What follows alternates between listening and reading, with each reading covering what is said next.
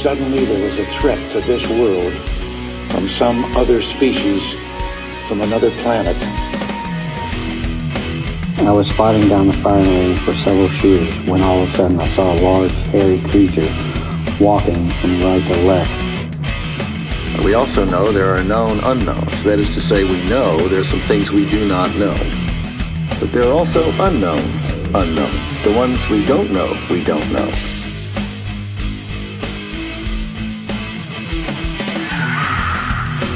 Encounter Brigade, welcome to the team.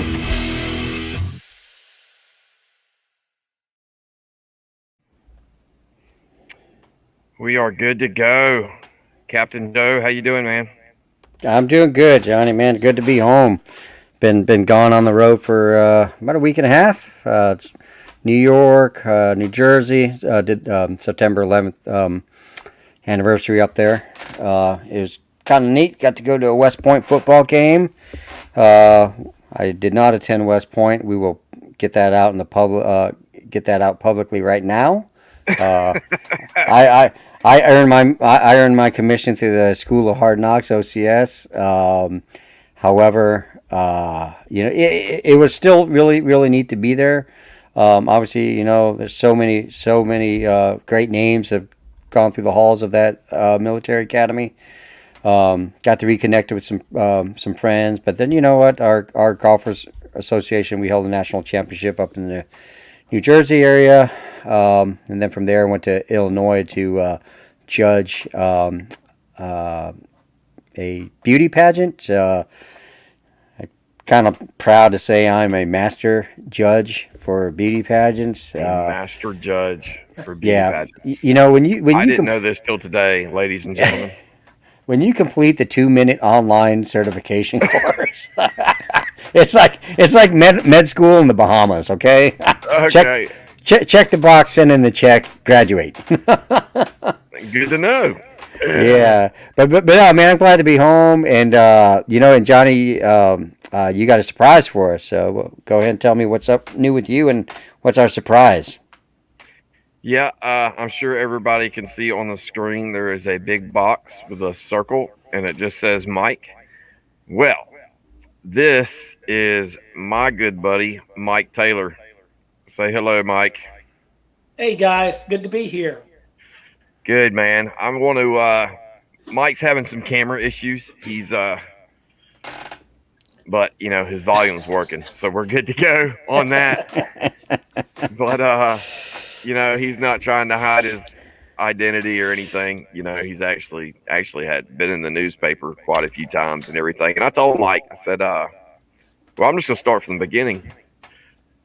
When was it?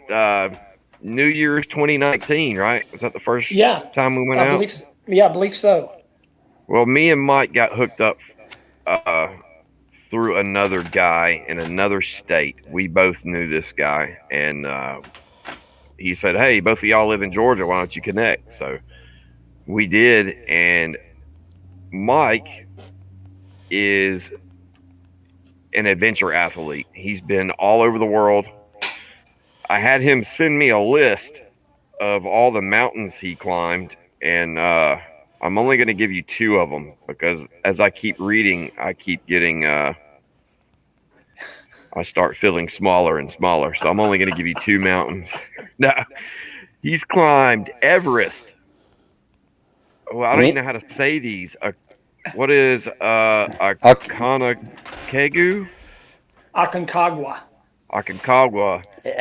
You know what, John? Elbrus, Kilimanjaro. Johnny, look, man. You're supposed to start with the small ones first, and then go to the big one. Yeah, you're supposed to build. Because once you get to the big one, who cares? The easiest one on here is Mount Rainier. All the other ones are. Anyway, he's climbed mountains all over the world. He ran unsupported nonstop. He does endurance running. What is it, Mike? Unsupported nonstop through the Gobi Desert? Yeah, I did that in 2019. 2019. You just got done doing, what was it, the rim to rim? No. You did the Nantahala. Yeah, I did that probably maybe 3 or 4 months ago. The Nantahala Wilderness. I thought he was like jumping off cliffs on parachutes in Utah. What? Oh, he just That was started doing that. He that got was two bored with weeks all the ago. mountain climbing. That was 2 weeks ago. It's like, yeah, just 2 weeks. Yeah. Uh, Oh man. I but we keep got trying to hooked up. get. Go ahead, Mike.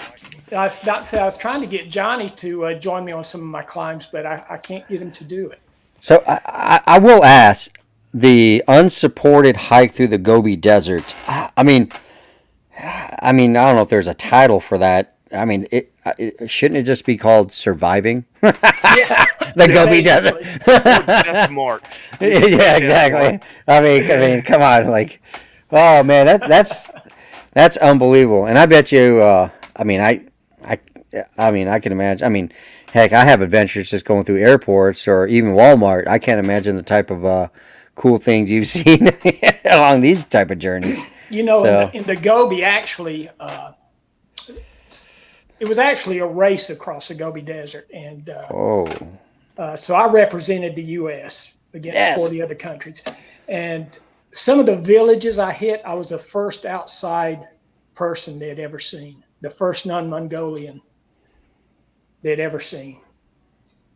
oh, so you were like, man, you were an oddity. Did they poke sticks Yeah. at you? Basically, yeah.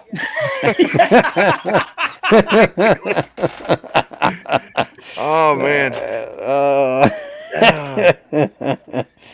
They did share their fermented horse milk with me. So Yeah. Dummy. Oh man, I don't know, man. Who? Well, it I will. tastes exactly how it sounds. Okay, I was gonna say, you know, what's that taste like? You know, oh, it delicacy. Okay, Yes. Yeah. So me and Mike got hooked up to this guy, and come to find out, Mike Taylor, is friends with Stacy Brown.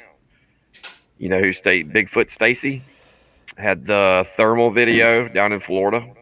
Hmm. Anyway, he knows him, and he actually didn't you guide him when he came up here, Mike? Yeah, I did. Hmm. So he was his guide. You know, Mike's been doing this for a while. So wait, We'll get into all our stuff later. But so when you say guide, what do? Just call you up and say, hey, I want to come up to Georgia and just hike, or? Well, no, he was actually on a Sasquatch expedition, just kind of checking in some of the areas in the upper Chattahoochee National Forest. So kind of took him into that area. Okay, so he specifically, because you know Mike and Johnny, you know, I work in, you know, obviously in the outdoor industry, so normally I'm on the phone calling guys like, hey, we're looking for big bucks, big hogs, big gator, big elk. The phone rings and guy calls you up. I'm looking for big squatches. Yeah, actually, I had. I've been doing this for a while. Gotcha. I've been looking for a while. Okay. So I knew of Stacy and had talked to him before. So yeah. Okay. We were so, already acquainted. Yeah. So obviously the common theme of obviously the Bigfoot Sasquatch topic and you guys kind of sharing territory. Okay, gotcha. Go. All right, continue, Johnny. Now I understand. Yeah, Mike's never. I hope that everybody didn't get the wrong impression. Mike's not, you know, a guy that says, "Hey, give me some money and I'll take you up here and I know where Bigfoot is." Mike just literally knows every part of that park, of Chattahoochee National Forest, and a whole bunch of places. This is, you know, so that's really how we got hooked up, and you know, we just became friends through our interest, and you know, Mike's just a good guy, and we've had Thank you. fun on our little adventures together. You know, I say little adventures. You know, I'm sure Mike's gets extremely bored just doing some of the little things that we do, like walking 13 miles at night over the mountain. For him, is like, you know, I got to go home and work out now. But Mike, tell us, if you want to, just kind of start. And there's one. Mike's been all over the world, like I said. He's had a lot of different experiences. But one of the coolest stories that you have told me is the one from when you were a kid, from you and your mother and this UFO. Can you start with that for us? Yeah, yeah. I think we brought this up on one of our trips up in the Chattahoochee when I was in. I don't know exactly how old I was, but I know I was in the Cub Scouts. So I must have been 8 or 9, maybe. And my mom was a den mother, and we were coming back at the time. This was in Doraville, Georgia, and at the time it was a very rural area. But we were coming back from a den meeting, and I remember it was nighttime, and I remember looking out the window of the car, and I still remember it. This huge cigar disc shaped object, maybe what, no more than 1,000 foot in the sky. And I remember telling my mom, I said, "Mom, look at that weird airplane." And I remember my mom looking out, and her exact words were, "Oh my God, that's not an airplane." And started crying, basically started panicking. And this thing, I would say probably if you were to set like a cruise ship up in the sky, that's how big it was. Whoa. And I remember her panicking. I also remember other cars pulled over. And I remember people getting out and just staring at this thing. I remember us panicking. My mom, I was in the floorboard crying. We got home, and I remember her coming around, jerking me out of the car, and we were literally stumbling and falling trying to get in the house. So it was a very traumatic experience for us. But it was either the next day or a couple of days later, I can't remember. There was an article in the paper, and there was a sketch of this thing that somebody had drawn, and it was what we had seen. And that basically is that story. We never did find out anymore, but I do know it was huge. It was kind of a cigar disc shaped. Had like yellow and amber and red, just these incandescent lights just going around this thing. I do remember that. And I know this sounds crazy, but I swear I remember seeing shadows in those where the lights were like these big giant windows. Oh. But it was huge. And that was that story. We talked about it for years afterwards. And then now if you fast forward probably to maybe 10 or 15 years ago, maybe 20 miles from where I live now, I was coming home at night about 12 o'clock, visiting some friends. And in the middle of a pasture, I see this huge, probably the size of a beach ball, orange glowing ball floating probably 50 foot in the air. I missed that, Mike. You skipped a little bit. How Oh, far off the ground was it? Maybe 50 feet off the ground. And it was just undulating like an orange. It didn't put out a bright light, but it was just sitting there completely silent. I actually pulled over, got out of my car, and was looking at this thing, trying to figure out what it was. And I may have watched it and I was probably 100 feet away. Good Lord. And just looking at it, trying to wrap my mind around it. And wow. Maybe after 20 seconds, this thing, without making any noise, shot. I watched it disappear in the blink of an eye, shoot straight up into outer space and disappear. That's crazy, man. That was crazy. Wow. So what Didn't you say that this sighting? Will you give the town again and the? Do you remember the year? You said it was You Doraville. know, it was Doraville, Georgia, which is a little suburb of Atlanta now.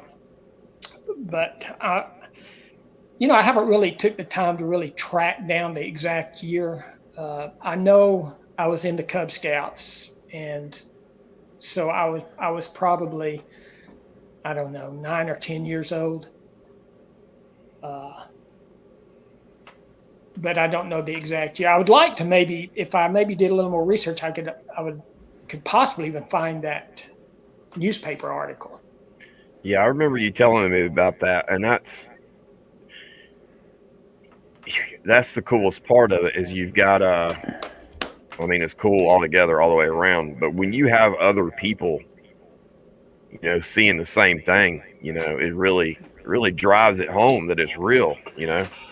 Yeah, that's one of Yeah. the things I really I remember it kind of like everything started, when you see something like that, it kind of goes in slow motion. And I remember passing these cars pulled over, and I remember seeing the looks on some of these people's faces that were just kind of with their mouths open, staring up at this thing. Wow. So, what did you think about the orb in the field? I have no idea what that was. That was, that really, it still boggles my mind. But then, years later, you hear about people seeing these orange balls now. Right. And so every time I hear a story like that, I'm going, wow, I saw one of those. Well, what's crazy is when me and Mike the first night, we'll get into all that later on, but the first couple times we hung out, it was all about Sasquatch and trying to find out if it was real and blah, blah, blah. But the more we started talking, when you meet people, you don't know how much to divulge, or whether you can trust individuals or whatever. But, the more me and Mike started talking, the more, we had some experiences in common, and you kind of hold back a little bit because you're not sure what the other person is going to think about it. Man. But I know I've seen the orange ball of light myself, and I mean it was crazy. It was literally one of the most life changing events in my life personally. It changed my entire perspective on life, and we'll get to all that later on. But that's how me and Mike started hitting it off. We kind of got we had some of the same experiences and some of the same beliefs on that. Now, Mike, haven't you? I remember you telling me about some other stories too about you seeing lights on some of your jogs and stuff. Have you? Or jogs? If it was my story, it would be a jog or one of your runs.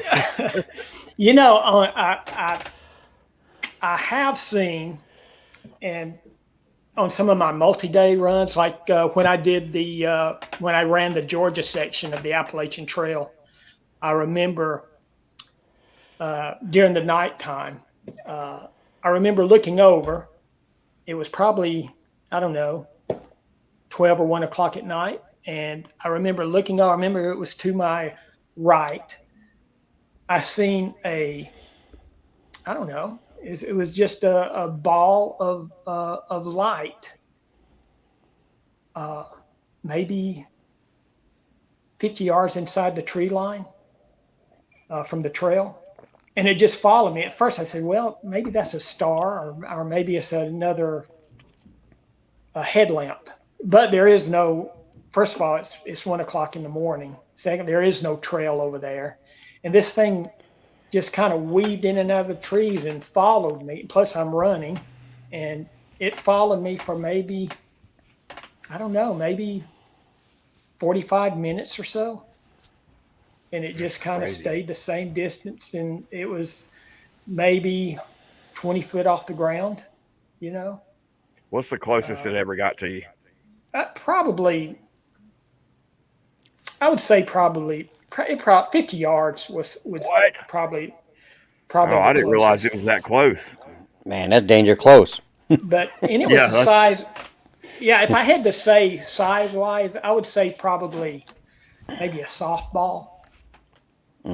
softball size. Wow.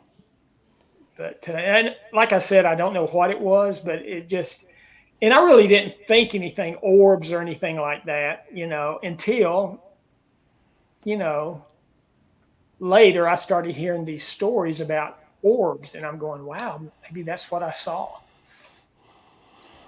Yeah, I was in the same boat, Mike. I'd never even heard the word orb that I remember before seeing mine. It's like, And you try to rationalize those things too. You even ask yourself when you see something like that orange ball, you say, "Did I really see that?" yeah, You try to. I know. Pretty crazy, man. Man. You know But what? Just for fun, Mike, you got to tell the story about the the tent and the bear. well, this actually happened with Stacy Brown. Did it I don't really? know if you knew. Yeah, I don't know if you knew that I or didn't know not. it happened with him. But we were in separate tents, and I was quite a ways from the rest of them. I had my tent set up, and we had just been out all night with thermals and all that, and so they went to bed, and I went and crawled in my tent. I was so tired I didn't zip up my tent or anything. I think this was in May. Uh, anyway, I wake up the next morning, and a black bear, is in my tent. So, needless, this is a two-man tent. Uh, a full-grown bear is in my tent with me, licking me. That's how I woke up. Is licking me on the forehead. Oh my god. So I wake up. Uh, I let out a scream, uh, and me and the bear both nearly tore the tent apart trying to uh, get out of the tent. Uh, I bet but you did. anyway, Stacy and them had a good time with that for I the rest of the I day. bet. Now, didn't you have another event that it wasn't so funny? Actually, let me back up. And just so everybody knows, I'm not trying to interrupt Mike. Him and I talked about it before, and basically just going to bring up stories of his that I remember. Just kind of keep it going. But will you go back to what got you interested in Sasquatch?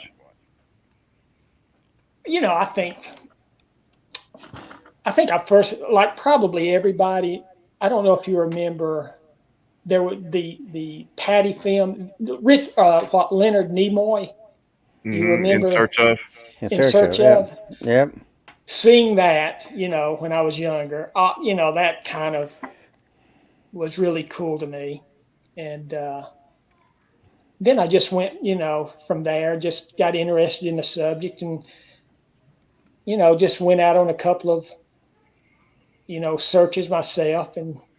Uh, and I tell you, probably, I really never, there's, I've had things happen that I just tried to explain away. Like, in the middle of the day with no wind, I've had full grown tree, like huge trees just fall over, Oh, you yeah. know. So now I'm thinking, maybe that was a tree being pushed over.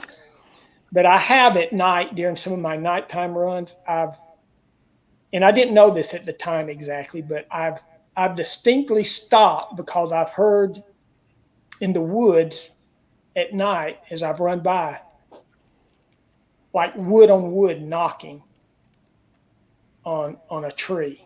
And I've been stopped in my tracks by that, but not really knowing, until a year, till later, that, hey, now I know that may have been a Sasquatch.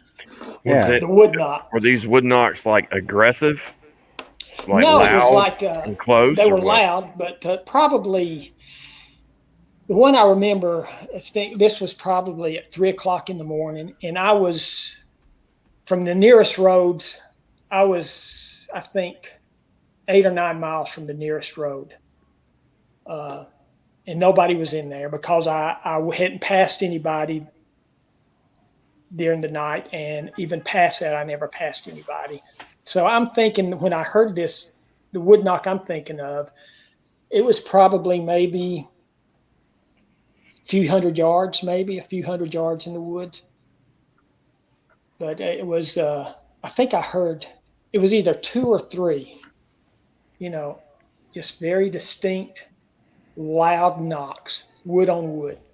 Yeah, that's Yeah, it's pretty. Once you've realized what it is, it becomes pretty unmistakable. Especially after you hear it a couple times, it's pretty obvious. Didn't you have another? Actually, tell the story of. You guys got to remember, I spent a lot of time with Mike out around a campfire, so I've heard these. So I'm like a little kid trying to get them to tell me the story. Tell me the story. But the one about the property behind, or was it a church behind Well, where you live now? Yeah, actually, I'm looking out my kitchen window, staring right at where this happened. So I'm actually looking at it right now. Yeah, tell that story, man. That one's pretty neat. I was probably 20, maybe 25 years old, and there was a big up in this area, up in North Georgia, here where I live now. There's a little white church, maybe 200 or 300 yards away, and the pastor and his family lived at the bottom floor of this church. Well, news travels fast, and some of the neighbors, because I was at my aunt who lives 3 miles from here. This is before I even lived here. This is when there was nothing but woods here, not my house. But what happened, the pastor and his wife called the police, the sheriff, saying that there was 2 big gorillas and a small gorilla in their backyard in the woods, and it was terrifying them that night. So come to find out, the police came, and then I think, if I remember correctly, some of the people who live around here say the state troopers showed up and some DNR people showed up. But that was pretty much the story I got. But anyway, I found out years later the piece of property that this happened on came up for sale, and I bought it, and that's where I built my house now, on that piece of property. Now there's a lot of Sasquatch researchers, enthusiasts, but there aren't too many people like you and me that buy property just because it has Sasquatch on it. I was gonna. I bought my hunting property is because I found a footprint in the middle of the swamp. I actually got a good deal. I mean, it wasn't because Sure. I imagine those are. Sure, I imagine they're long gone. I was gonna say you guys have the same realtor or something, because who does that? What about and I've told this one before, or I think I've told it in the group that I started. I don't think I used your name. I'm not sure. Tell us about the dispatcher that you knew out your way. The story he told you. Yeah, buddy, I won't use his last name. Good buddy of mine named Randy lives. I'm on the Dawsonville border, Lumpkin, Hall. I'm in the foothills of the Appalachian Mountains, and he's a dispatcher. He was a dispatcher for a while for Dawson County Sheriff. And we were out to eat one night, and he said that now he's not into Sasquatch. We don't ever even talk about it. But he brought up one of his calls one evening at dinner, saying that some farmers in Dawson County, in this very rural mountainous area,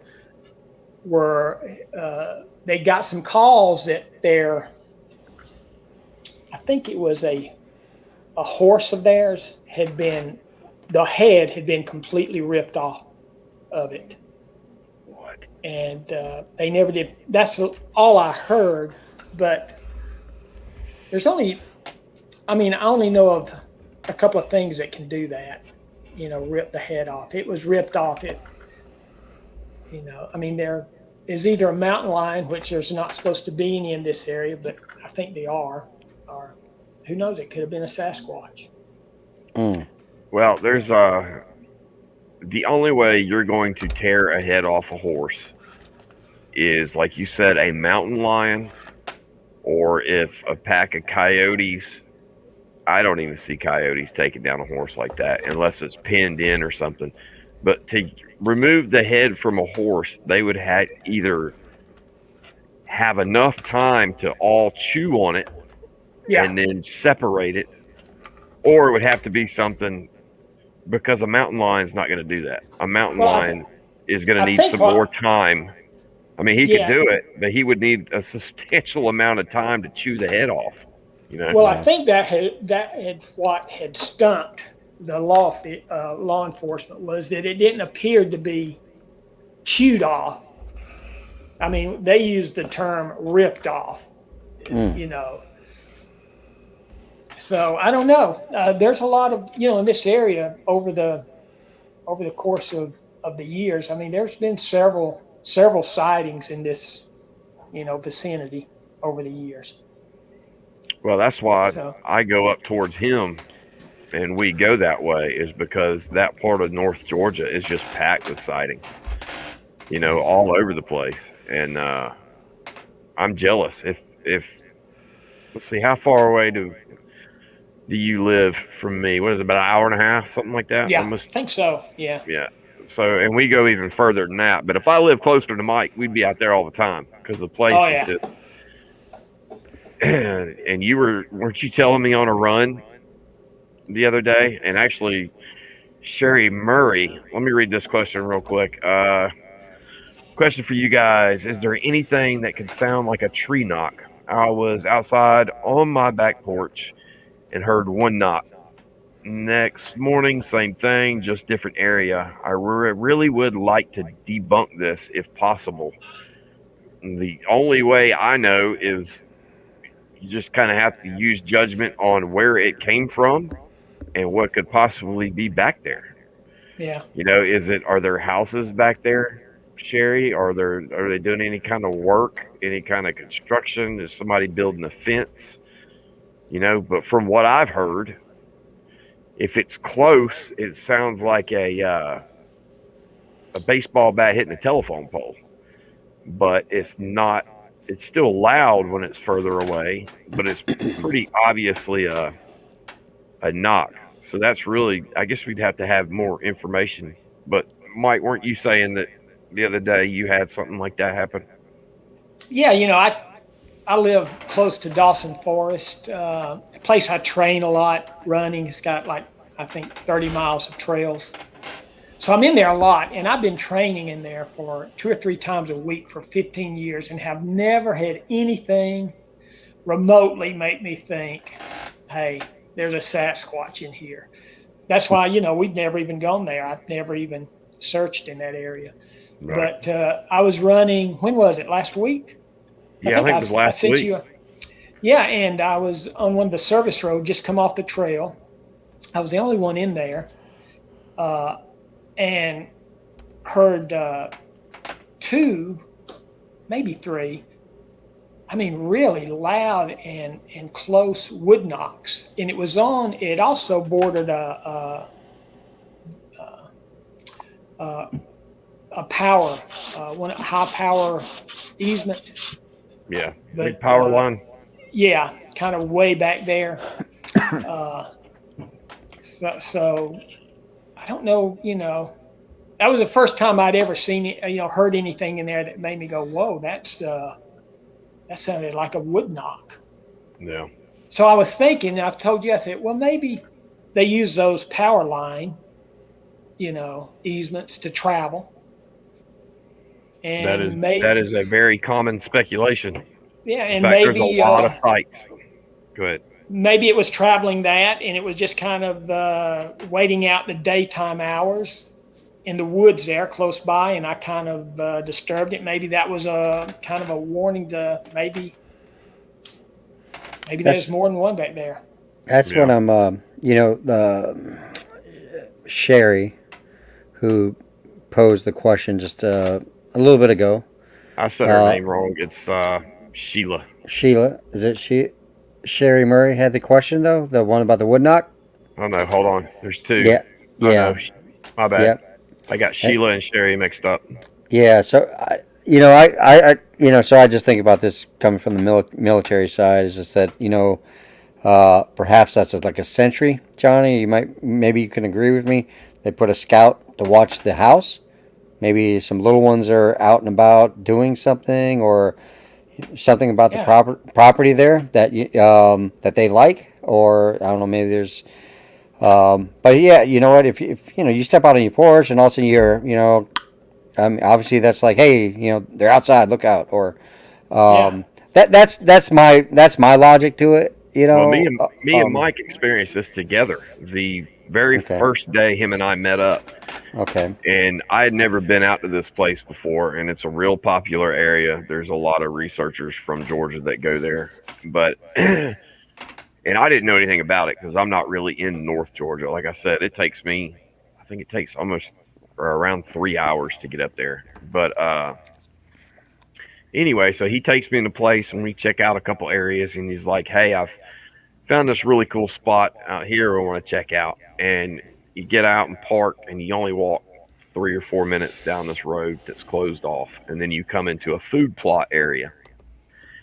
And oh, I'm glad I'm thinking of this because I still have the video, and now I got the programs. Anyway, so there's a food plot, and we walk in, and this food plot's down at the bottom of a valley. So there's a road going this way up the mountain, and then there's a valley with a creek going up the other side, like a V. So him and I kept going past the food plot, and we started going into the thicker woods, kind of off trail, but it was cold outside, so it was not super thick. Fall on the water a little bit, and we got to a real swampy area, and it was nuts. And it's the first time I'd ever experienced this. But whenever him and I got to this swampy area, from one side we heard I think we heard a knock or a whistle, yeah. and then And from the other side we heard like a knock and a whistle, and then we were hearing like mumbles, not like you could hear. It wasn't obvious like you would have heard vowels or anything, but it was just barely audible mumbles. And I'm looking at Mike. I'm like, oh my God, I can't believe he really knows what he's actually talking about. I can't believe he brought me right to him. I was just as shocked as you. Yeah. So I mean, it was great, man. The very first day, and we go out there, and he takes, we walk right in this valley, and I have the video. It's the very first video I ever took, brand new GoPro, and now I've got those good programs. I'd like to throw it in a. Only problem with it, there's a lot of wind, Yeah, so I had to figure out how to take the wind out. But we may actually be able to. We may actually have something good in there, at least the knocks or the whistles. But that was pretty cool. And then one of the other times, we've had vocals, what sounded like vocals, but one time, and we're in the same spot. It was maybe the third time we went out there. Mike had gotten there before me that afternoon, and he set up uh, his tent. Mike, tell that part where you were alone, waiting on me. which one? We've been out there so many times. What was this? The the rock clacking. Oh yeah, actually that happened. That happened the next morning. You were I think we were. That was during our first trip. Isn't that No, right? not that one. So I forgot that one. So on our first trip, Mike actually heard rock clacks. Maybe our third trip out there, whenever you got out there by yourself and you set up in that food plot, you set all your stuff up and you were basically laying there Oh waiting. yes, yes. Yeah, I just set up my tent. Was kind of laying there waiting for you to show up, and I don't know, maybe what it was probably 5 o'clock in the afternoon, something like that. But up on the hill there, up on the mountain, from the mountainside. I mean, what sounded like to me like two rocks hitting together, Mm. maybe maybe two or three times. So this is where I learned, and probably Mike learned too, an extremely important lesson because that happened, and then I get there, and he tells me what's happening, but it's getting dark. It's not dark yet, but it's getting dark, and so we start getting firewood together. So I'm not there maybe 10, 15 minutes, and up off the ridge line is the first whoop. I know it was the first one I had ever heard, Yeah, but I yeah. know for It was Mike, it was, loud. Yeah. yeah, and it was so, learned a couple things. One, it was super obvious. So I'm gonna imitate it. It was super Yeah. loud, super obvious, sounded like a massive gorilla or whatever. And I look at Mike and I said, "An owl?" And he looks at me like, "You idiot! That's not an owl. What do you think?" And we're out there looking for these things, but in my head, I still didn't want to. I didn't want to. I didn't want to jump to conclusions. But when you're out there looking, man, and you're looking for a Sasquatch, and you hear a Sasquatch, you may want to just take it for what it is. But Crazy. And Johnny will tell you, I'm a skeptic. I'm kind of a skeptical believer. It takes a lot for me to really say something is a Sasquatch. Yeah. But well, if it wasn't one, then there was yeah, some it was your dude, classic. but Yeah, it was close too. It was within. It had to be within 200 yards. yeah. I I would mean, it was your suspect. classic whoop sounding. It was kind of cool. But we've had. Well, we're already on it, so we'll keep on going with our stories, and then we'll get back to your main story. But me and Mike went. There's a place called Blood Mountain, and Mike has been there 1,800 times, probably literally. And just for fun, he would run up the mountain and run back down when he was younger. Anyway, is it the second highest mountain in Georgia? It is. So it's the second It is. highest mountain in Georgia, and him and I were making a hike up there, and the weather is terrible. It's foggy and rainy, and we get up to the top, and it was actually perfect timing. The clouds and fog all move out for like 15 or 20 minutes, and I've got the pictures posted up. We get the most awesome sunset ever for literally like maybe 10, 15 minutes, and then it all goes back to being terrible again. So we set up, and I've got a 2-man tent at that time. He had a 1-man tent, and we're side by side like this, and I am on the side closest to the cliff. It's just a straight drop right there. It's not, I don't know, it's probably only like a 20-foot drop, but then it keeps going on down the mountain. So we set up our tents and get everything ready. Well, I've got a new flashlight I want to try out. So I go off by myself. Mike's listening to podcast in his tent. And I go off. I'm probably gone for 20, 25 minutes just taking video and trying my light out and looking for tracks and all that good stuff. Way off. I don't know, probably 50, 60, 70 yards away from him. Nowhere close to him anyway. So I get done and I'm walking back and I'm 20 feet away from the tents. And Mike says, "Is that you, Johnny?" I'm like, "Oh, yeah." Mike, tell him what happened. Well, dear, first of all, you got to realize Blood Mountain has the name Blood Mountain for a reason. One of the largest Native American battles happened there between the Cherokee and the Creek. Huge battle. The creek there is called Slaughter Creek. It was a big battle. But anyway, during this time, I didn't know Johnny had left, and I was talking to him. I mean, it was like I could hear his sleeping bag and everything being moved around. I could hear his pack, somebody getting in his pack, and his tent's closed up, so it's no animals, and there was no little animals running around up there anyway. But his door was shut on his tent. But I could actually hear. I mean, it was like he was still, he was right beside me that whole time. I could feel the movement, and come to find out, he was nowhere near. He was nowhere near his tent. So he's telling me this, and I'm like, what? I said, Mike, if there's somebody in my tent, I'm running. So I walk over there, and there's nothing in my tent, and we talk about it, and whatever, man, that's crazy, real weird. The weather's already spooky, nasty. Yeah, it's hazy. We're on the top. We're literally sleeping on the top of where a bunch of Native Americans died horribly.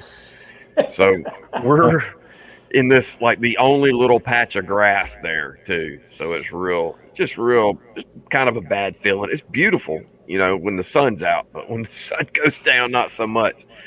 So he gets done telling me this, and we're like, whatever, blah, blah, blah. He's listening to podcasts. I'm on the internet. We're done. We go to sleep. Well, I'm on the downhill side, and I sleep on my side. So I'm downhill, so I start sliding in my tent. So I take my pack, and I lay it up against the tent, and then I take my boots and lay it towards the end of the tent. So I'm in kind of on my side in like a mock fetal position. I've got my knees up against my boots. Or no? Let me think. Yeah, it was my knees and feet. My knees were up against my pack, and my feet were up against my boots. And I'm laying there, and I'm just about to fall asleep. And I feel something push the tent and push my pack into my knees. And for a split second, I'm like, no, I'm dreaming. And then right after that, something pushes my boots into my feet. And well, at this point, I'm fully awake. And I pop up and I said, Mike, this place is effing haunted. And he said, what happened? And I told him, this stupid camera, I told him what happened. And, that was it, man. But it was freaky. We're not talking about like a tap. This was it shoved my knees, and then it shoved my boots, So, I mean, there's a ledge there. Technically, somebody who's 15 feet tall could have climbed up and reached up and shoved, if they really want to get shot in the face, they could have tried. But, you can write a book on the legends and weird stuff that has happened around the Blood Mountain area. I mean, it's chocked full of tales that go back to the Cherokee days. Ah, man, that's just crazy. Yeah, I mean, it's a neat area, but it's definitely spooky. And I'm not one that gets into any of that, any kind of spooky, any kind of ghost or spirits. I just don't do it. I've never really been all that interested. And, I don't know what happened that night. I don't know what shoved. I don't know what was in my tent, but wasn't really in my tent that Mike heard. But, But, even when you were gone and I was still talking to you, because I thought you were still, but, I had that, have you ever had that kind of that primal fear where it just kind of rises in you, Mm-hmm. During that whole time, I was having that kind of feeling going, wow, something is, I was feeling really weird, which was weird. But, well, I've got that on video, and you said that, right when you were telling me the story, because I made him tell a story again so I could record it, while it was fresh. And that's exactly what he said. He said it was like a primal fear, which doesn't make any sense because he thought it was me, So something was going on, And I'm used to, I spend I spent years of my life alone by myself in tents in a mountain. I don't get scared easy. So. Didn't you have something happen when you were by yourself, if I remember correctly? Gosh, I don't know. A tent situation where you were. Yeah, that was in. Well, I don't know. That was in actually Yosemite National Park. Dope. But I'm going to play that. That possibly could have been a bear, but I do know something big during the night slapped the side of my tent and actually hit my head. It was that strong. But it could have been a bear. But there's a lot of stories that come out of Yosemite too about other things. So Yeah, I don't know what it is about being like if I'm out in the middle of the woods and sitting around a fire just out in the middle of the woods, it's cool. As soon as you get me inside of that tent and I can't see, I don't like it. yeah. I like to be able to see and know what's coming. Now But I think we've talked about this, Johnny, too. Is over the years I've been back in the middle of nowhere, and I have seen. I think I've told you this. Expensive tents that have been completely deserted, like somebody had left them Yeah. during the night, and I've never figured that out. I've seen maybe in the past 20 years I've seen 5 really expensive tents way back in the out in the wilderness where somebody had left everything pretty much and just grabbed their pack and I've gone back to some of these places, a couple of days later, and they're still open. They're wet on the inside where the door is open, where we've had rain. So nobody's been back.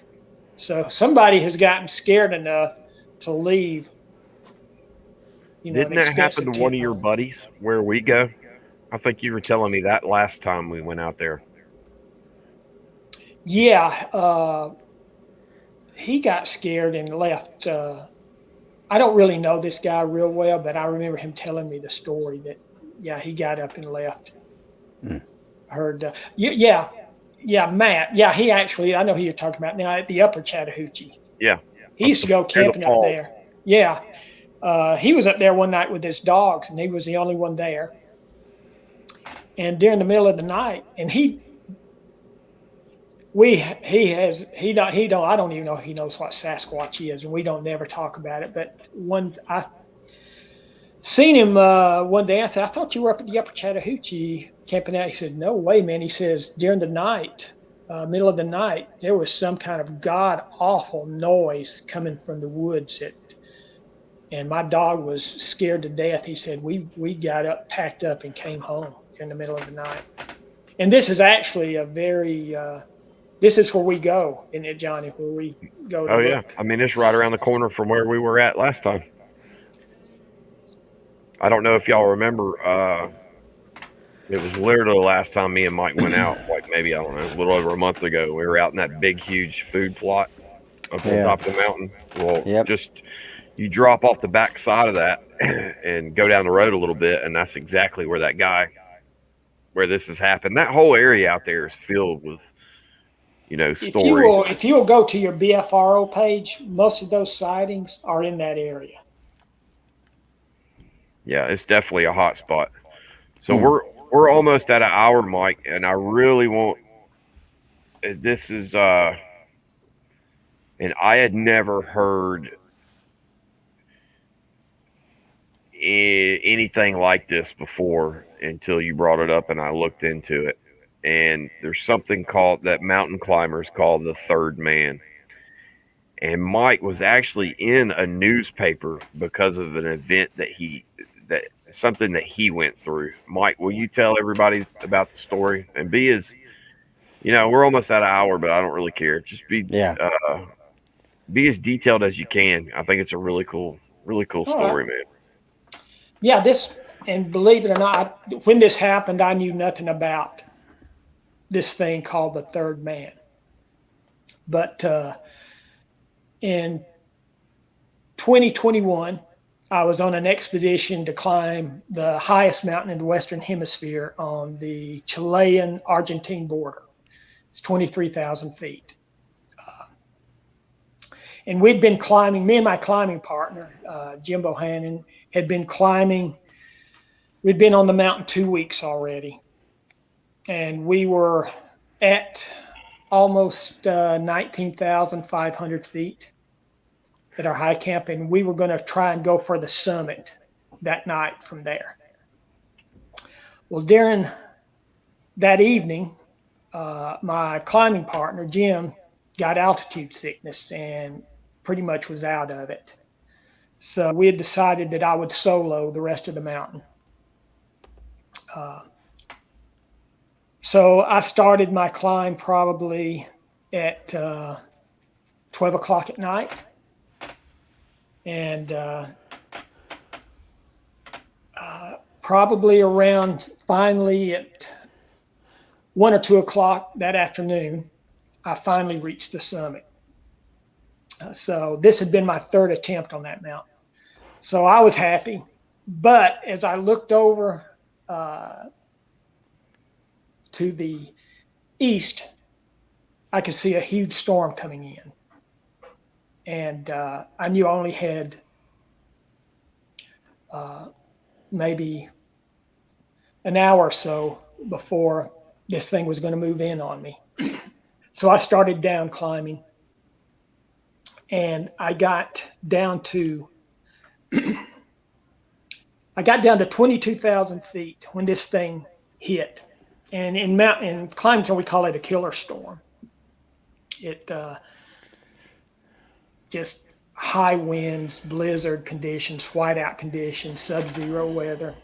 And it just hit me. And I remember stopping, and I remember saying to myself, well, this is where it happens. This is, So you don't have any gear or anything on you except for climbing gear, right? Yeah, all I've got is climbing gear. I've got my expedition suit on. I had already run out of water that I'd had, and I think I'd had some snacks I took up with me that I'd already eaten because I had planned on being back at high count. Well, anyway, so nighttime hits. I'm still down climbing, trying to get back to high camp. And my headlamp goes out. And I somehow get off course. I get off the climbing route, and I'm on a part of the mountain I have no idea where I'm at. And I'm at 22,000 feet. And I don't know if you're not familiar with that altitude, a lot of things happen. If you at that altitude, you're literally dying. Every minute you're up there, you're dying. Everything is shutting down slowly. So my body is shutting down. I'm becoming weak. I become snowblind in one eye.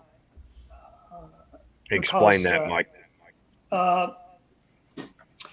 This isn't a traditional snow blindness when the glare off the snow, but this is from when the storm. I had somehow knocked my goggles off in the dark and couldn't find them. But just the blowing ice and the freezing weather had kind of blinded me in one eye. But well, in the course of that time, I become severely frostbitten. My feet become frostbitten. The altitude starts taking its toll, and I can no longer stand. So I'm basically crawling at this point. So come maybe 12 hours later, I'm still, crawling on. My suit's completely ripped to shreds. And I finally stop on this ledge, and I'm going, at that point, I think that, okay, this is where you're going to die. And it sounds terrible, but I actually started positioning myself on that ledge where, okay, if they find me, I'm going to at least be found in a dignified position. So I kind of position myself in the way that I want to go out. And then I just kind of stare out, thinking about life and all that. And I'm in the last stages of hypothermia. So I black out. I come to and I'm kind of surprised, but my feet are completely frostbit, and I'm pretty much blind and too weak to stand up. So I'm crawling, and I finally just collapse again. I said, this is it. I can't go any further. And then I look up and I see, it's like a real person. Is standing maybe 20 feet from me, just looking at me. I can't really make out any facial features or anything like that, but it is a person standing there, and he doesn't say anything. And I remember reaching out to him, saying, "I need your help." But he never said anything. He just stood there looking at me. And as I reached for him, I'd crawl toward him, and he would move back, wouldn't say anything. And for several hours, I did that. I crawled toward this guy, and every time I crawled toward him, he would move back. Wow. And man, at this point, I was screaming at him. I was cussing him. What is wrong with you? Why are you? At that point, I thought he was a fellow climber. Why are you doing this? But never said a word.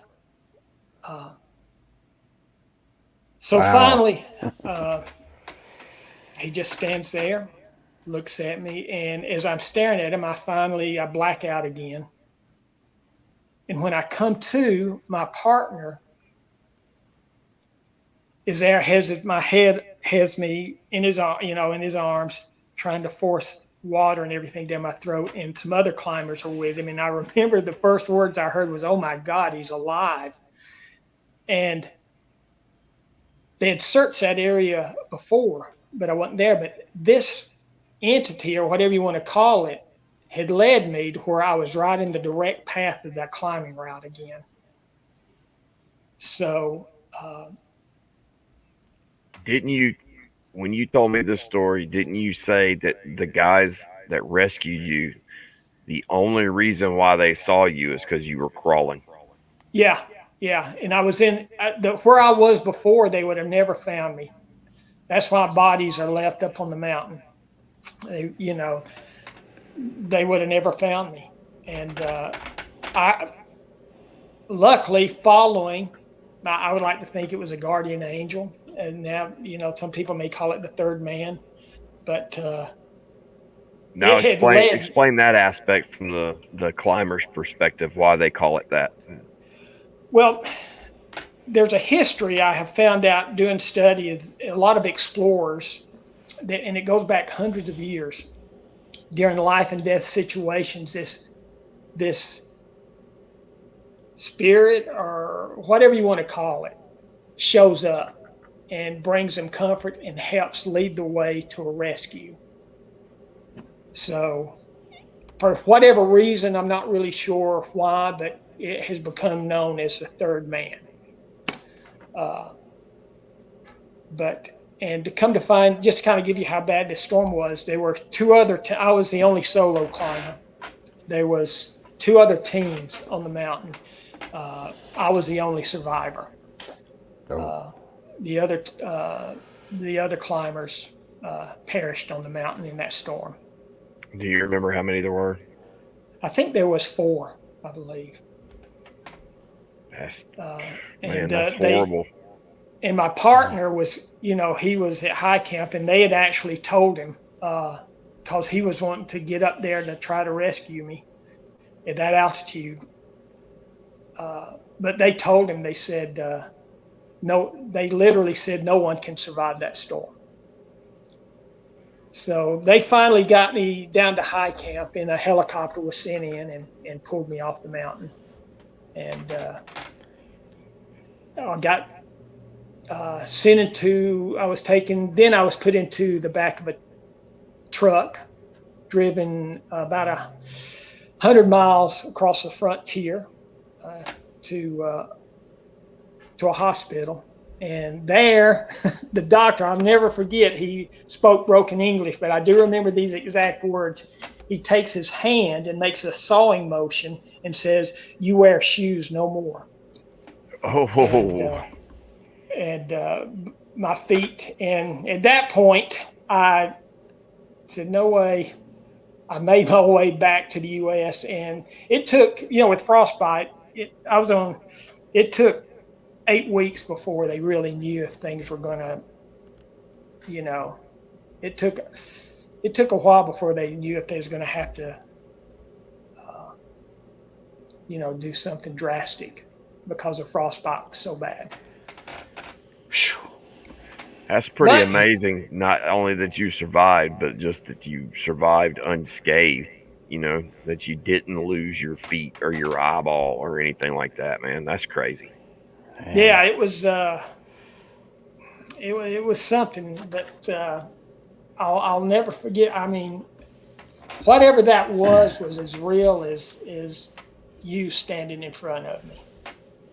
But it never said anything, and I don't even remember it really taking a step back. It was almost like it just kind of floated back as I would try to get toward, move toward it. Wow, man.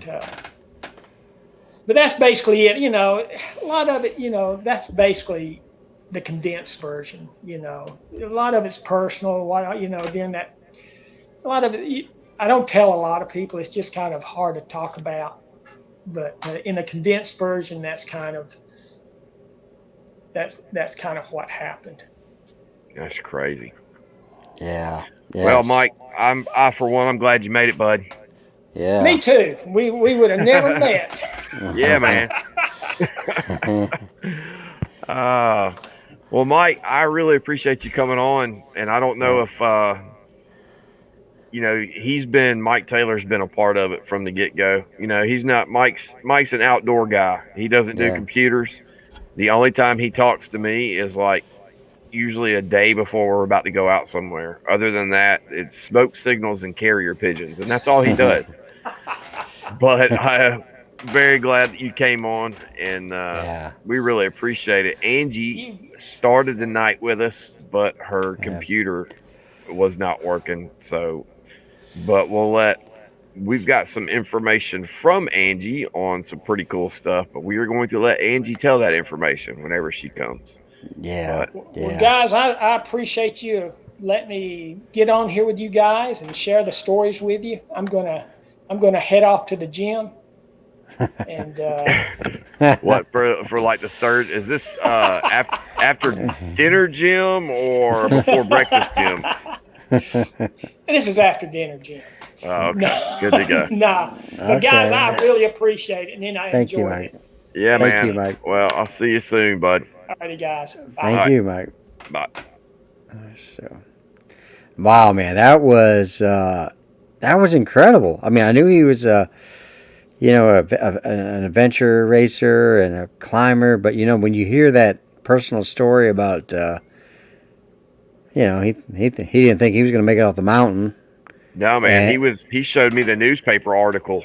Yeah, and it was basically like idiot American gets stuck in blah blah blah, because it was such a. They didn't think he was going to make it at all. Like it was a miracle. But to have a figure pop up in front of him, and then like he crawls to it, right, cussing at it, like pick my ass up, get me down, and then just kind of takes him right to a search party, and man, that's just. Yeah, he said when he told me the first time, he literally said that they told him that if he would not actually been in the motion of crawling, because like he said, they had already been through there. Yeah.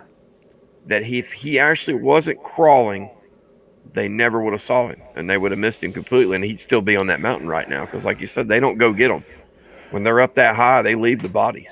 So, yeah. It's rough, but. Ah, man. That's incredible, Johnny, man. So I mean, obviously, I still got more time here with you, and I did kind of want to know if you had time to kind of recap a little bit about some of your playing with the thermal, or do you want to save that? It's not much, really. I mean, the thermal's cool. I got it. Yeah. Hold on. I got it right behind me. I got the. Let's see, which way do I go with it? There we go. It Yeah. is a Pulsar Helion XQ50, Yeah. and it is pretty cool. And I did a live last night, just a basic live, but I got a little Samsung version of the iPad or whatever you call them. I don't know what they are. Yeah. Kindle. Tablet. Tablet. Tablet. That's it. Yeah. Tablet. So apparently Pulsar does not like iPhones very much. A buddy of mine, in fact, I'm going to give a shout out to Levi. He is the unspoken part of the Encounter Brigade, and that's why I actually went with the Pulsar. It's because he's got a really good one. He's got the step up above, which is the XP50, Yep. and he was telling me all about it, and I looked at it and blah blah blah. So that's the reason why I got it. But I got the tablet, and it hooks great to it. Like instantly, it connects. So you can watch instead of keeping it up to your eye the whole time. Yeah. You can point Watch it our wherever you want and just watch on the tablet, and it's great, man. I love it. Yeah, So, yeah. For hunting, like the ones that we have that are rifle mounted, it's great for kids because it kind of gives them an idea, let them see what we're looking at. When we're thermal hog hunting, whatnot. So Sheila had a question. Sheila Claxton is, said, enjoy the program. How often are you on? And I guess be honest with you, Sheila. Most of our shows have always been on a Mondays. We're not so professional that we have a rigid schedule. We have real jobs. Obviously Johnny works in the aviation industry. Angie works in the law enforcement industry, right? Kinda. And yeah, she's a parole officer. I don't know exactly how that. I don't know how that works really, but yeah, she is a parole officer, so she works in law enforcement. I don't think she likes to be called law enforcement, just because she doesn't want to. I don't know, misrepresent herself. So I'm assuming there's some kind of separation there, but that's what she does. I don't know. What would you call it? Like penile enforcer? I mean, I really don't know. parole officer. Yeah. So I know she's extremely good at doing reporting. Reports. Yeah, and detailed reports. And she's got some. It's very hard to keep my mouth shut because she's got some really cool information. But I'm going to keep my mouth shut. Yeah, I wish on here, but I wish we were more structured. I mean, like say, hey, join us on such. Well, we will be able to accomplish that here pretty soon because a lot of the holdup is because these guys. They've got normal schedules, and I've got a vampire schedule. I usually don't get home till 12:30, 1 a.m. And then we try to do it on Mondays because I'm off Sunday, Monday.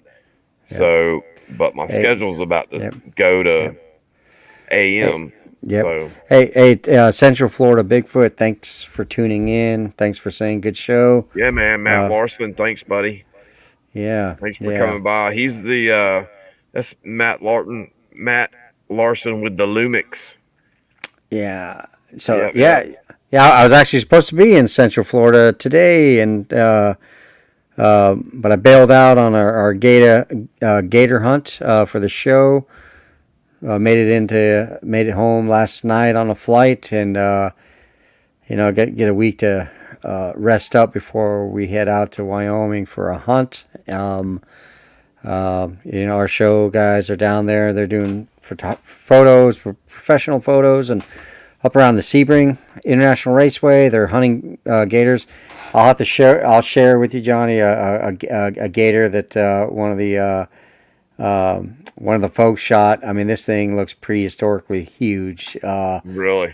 Yeah. So, it's a cool photo. A lady that shot it, was laid down, and of course they had the gator next to it, and she was like this big, and the gator's like that big. It just humongous. But I was kind of looking forward to maybe making that trip, and just asking those folks, like, hey, what have they seen? Because they're out in the swamps, they're out on airboats all the time, and they have access to a lot of acreage out there in the middle of those those swamps there. Well, And man, if they know some good areas, I know Matt, and I know there's a lot of people that I've met through Matt from Florida, and they're always looking for areas, and they do really good jobs, man. They both, yeah, sometimes they work together, sometimes they do their own thing, but yeah, they've man, been finding. I'll ask the crew because they're down there tomorrow still doing some photos and stuff like that for catalogs and stuff like that, and I'll ask them to hit up the guides, that the outfitter business there, about it, and I'm sure I'll be back down that way again at another point with our crew. I just had to get home and get things ready for the Wyoming trip just because. You had a busy week this week. Yeah, yeah, I was seeing you yeah, post stuff, and yeah. running a golf championship isn't exactly Yeah. a game of pickup sticks. So Yeah. Hey, it's a great event. I'm glad that's over. Now we move into the fall, and obviously the hunting stuff's coming up, and um, hunting season. So that's just one of those subjects. I was talking to a gentleman up in Illinois about about that. He'd asked me a question about if I thought like a Bigfoot or a Sasquatch type animal would be territorial, and um, kind of use you as an example. I mean, there's a WMA area that you visit, throughout the year, and you might want to say that you know what. If you want to hide out, you gotta go areas where there's not a lot of human traffic, right? And WMAs in the summer are pretty much untouched, right? Then you know what? Hunting yeah, season. I never in this where I go, I've never Yeah, seen one person. I've never seen. I will see footprints like once every 3 months or something, like one yeah, other set of footprints that goes a quarter away down the road, and that is it. Nobody goes in there. And it's yeah, really not, summertime camping, unless you're right on the water, is not really all that fun, So, yeah. and there's nothing to really hunt. I mean, there Yeah, is coyotes, stuff like that, but, yeah, not but around here, there isn't. so archery season's opened up, here in Georgia, and you're starting to get folks getting back into the woods.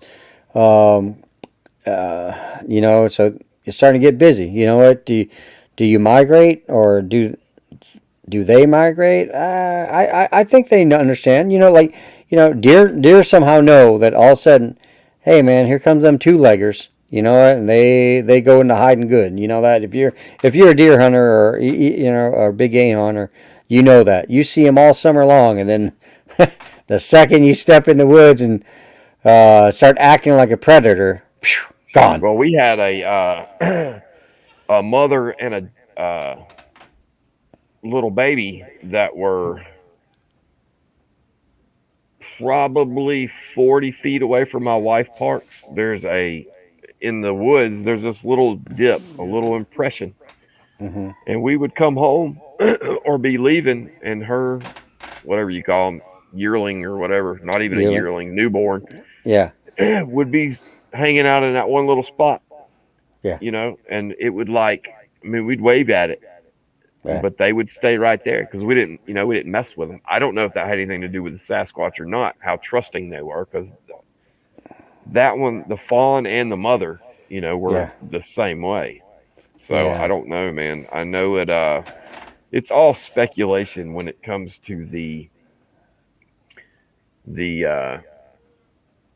changing of habitats and going for this. When you think about Georgia, the area I'm in, they would really, really, really have to migrate for several hundred of miles to get a uh, any kind of change in temperature that would even make it worth it. I mean, they would have to. Pretty much the whole state's the same during the summer. I mean, it's hotter. yeah, It's a little cooler up north, but do yeah, they? I don't know that they go out of their way to do all that. So I don't know. yeah, I personally have stuff happen year round, and there are months where nothing happens at all. yeah, But then I've had activity every time of the year, so I haven't been able to put together any kind of migration pattern or anything yet. So Okay. working on it. Well, that's good. Well, shoot, man. It's kind of cool to see some of your thermal footage. I'm glad that we'll probably be seeing a lot more of it here in the future. And you know, Yeah, I caught something the other night, and yep, it was very strange, but I took it down, and it's because you simply cannot tell what it is. So in order, if I'm trying to prove the existence of Sasquatch, that's not going to do it. So the thermal is good enough to where I should be capable of getting, well, everybody's going to question everything, and they should, but it should be pretty obvious whenever I catch something like that on thermal. So putting up something that you really can't tell. I mean, it was big and it hung around when I was talking and shining lights and everything. So I don't know, man. But you can't tell. You yeah, can't, you never can really get a good idea of even what the shape. There's a point to where it looks like it's behind a tree and then there's an elbow up, yeah, but it's just not, you're looking through the trees too, so you don't know if there's something. yeah, There could be one limb or tree or something that'll throw the whole thermal image off and make it look completely different. yeah, So I made the decision after going through a whole day of trying to upload those videos and then watching them over and over again that it's not yeah. good enough. I want better. Yeah, So you know, that'll come. you, so I was helping sight in a thermal here just the other night up there in Illinois, and I learned a lesson. I was getting frustrated because normally when I shoot for groups, with my rifles and daytime optics, I'm shooting tight groups. I mean, we're talking dimes, right? Um, Now with thermal, it's a little bit different, right? Because it's a pixelated image that you're looking through, right?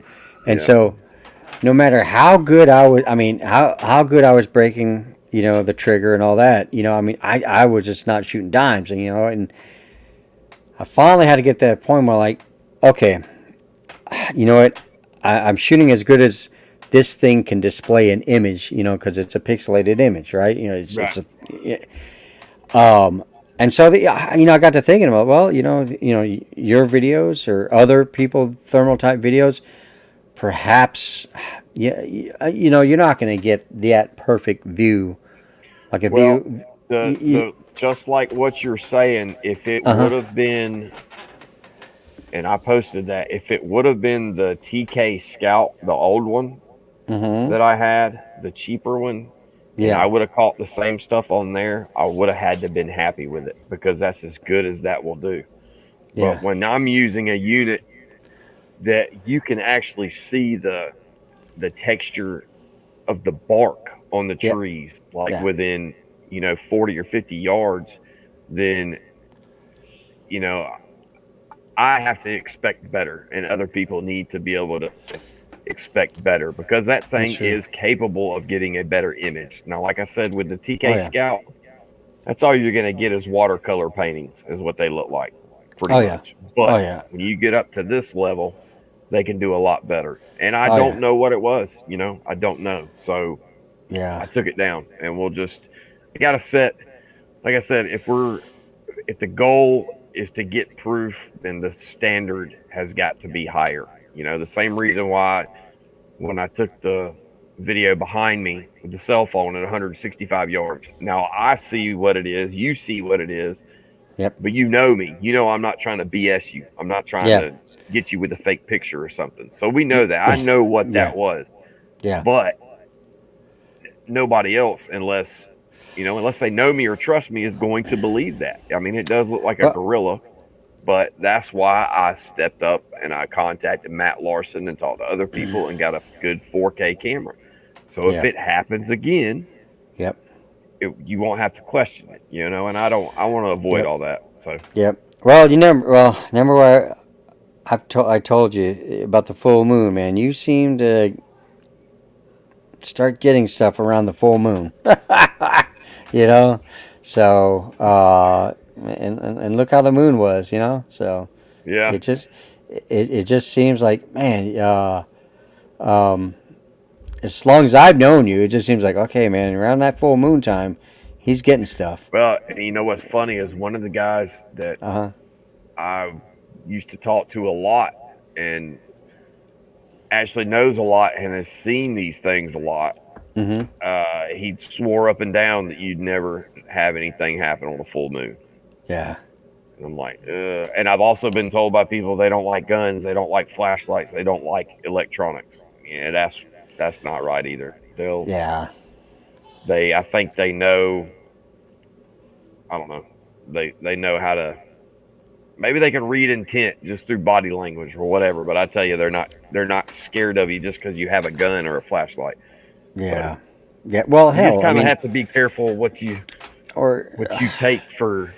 or in your case, 3 full-grown German shepherds. You know, they're not afraid. I mean, that's what still. I mean, you know, your house and things that happen around you are still mind-boggling. Just because, I mean, you got 3 big German shepherds. You know, and that, I mean, though Yeah. everyone, you know, those are, you know, natural guard dogs. You know, um, And they and are, whether it's a Sasquatch or a unauthorized cricket, they're gonna let you know. You know, yeah. so Yeah, you know, I mean, I have you know, a 12-year-old rescued Chihuahua, and you know, I mean, man, I could open dog food and he doesn't notice. He sleeps through it all. I mean, man, it's like, yeah, you know, but well, hey, my older male shepherd, he's like yeah, that too, man. He's 10 years old, and me and my wife joke all the time. Somebody's gonna bust in the house and have to step over him to yep. get to our bedroom, you know. But Sherry just asked a question about, you know, when it comes to the flashlights and electronics, you know, are they curious?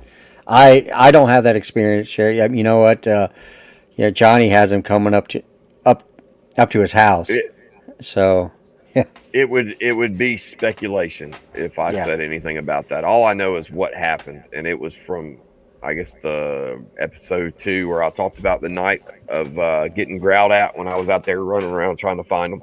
hmm, You know, I ran around in the same small area for whatever it was, 10, 15 minutes with a gun, yeah, a flashlight, a thermal, and a parabolic, and stomping around, making noise, yep, loud. It's yep, 50 yards from my house, but it still circled back around on me and growled at me. You know, it was within 40 feet.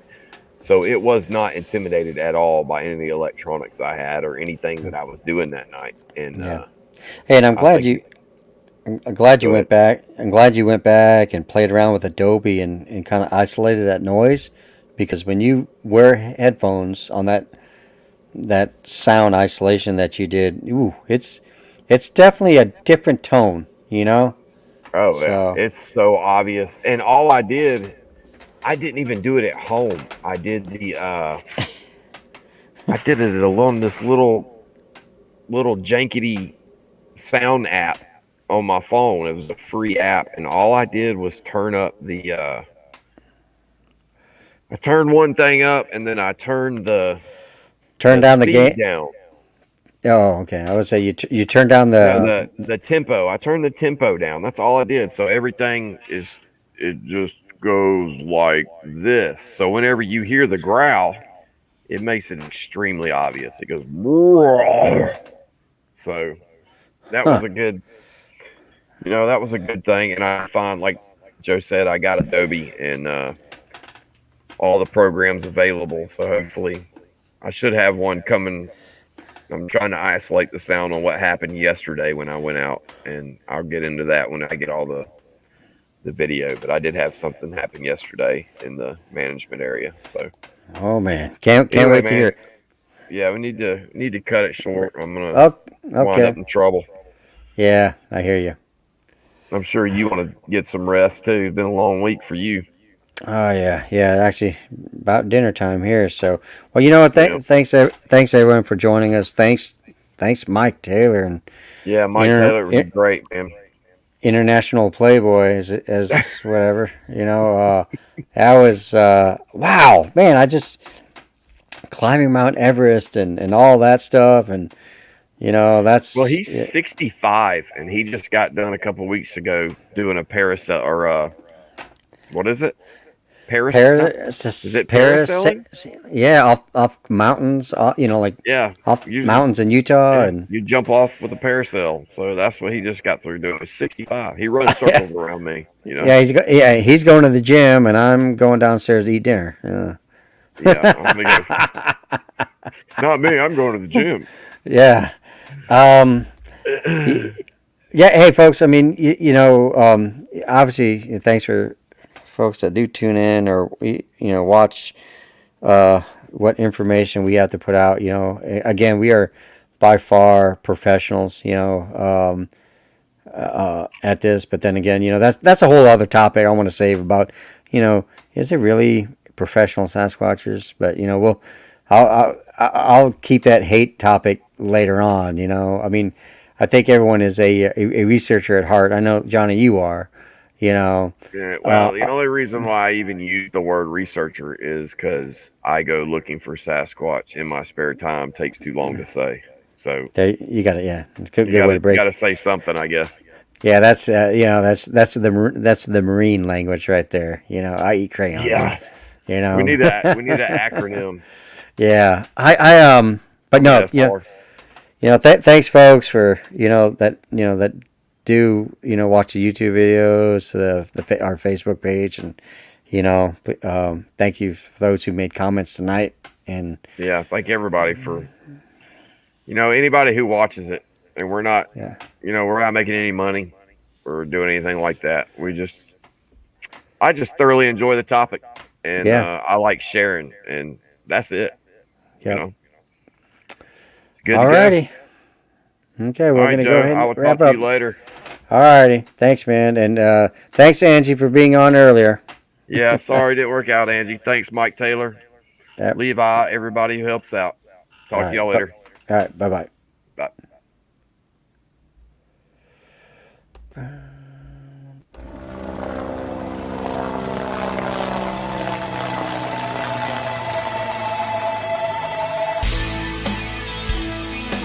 If suddenly there was a threat to this world from some other species, from another planet.